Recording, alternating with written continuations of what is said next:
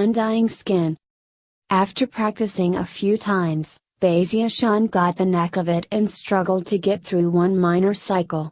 Afterward, his body seemed much more gaunt. He also felt incredibly hungry, and gurgling sounds could be heard coming from his stomach. He ignored that, and continued breathing, causing his body to get even skinnier. After breathing in and out 15 times, his body looked like nothing more than a bag of bones.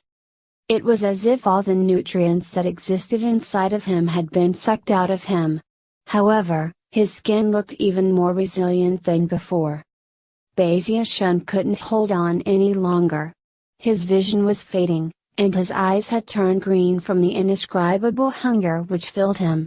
He was so hungry that he could eat an elephant in a single bite. This isn't working, I'm starving to death. He looked around, salivating, only to realize that there was nothing in the area to eat except for the verdant bamboo he was growing, which at the moment looked quite attractive. Unable to hold back because of the incredible hunger, he sped over to the Spiritwinter bamboo and took a big bite out of one of them. Crunching sounds could be heard as he ripped out a huge chunk and began to chomp it down.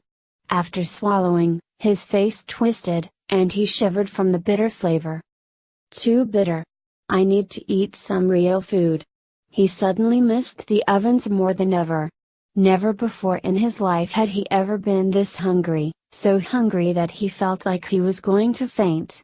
His eyes were turning even more green, and he was panting.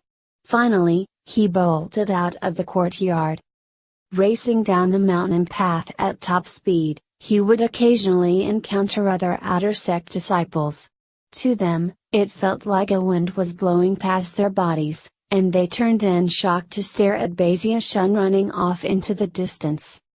He raced down the mountain, into the servants' district and straight toward the ovens.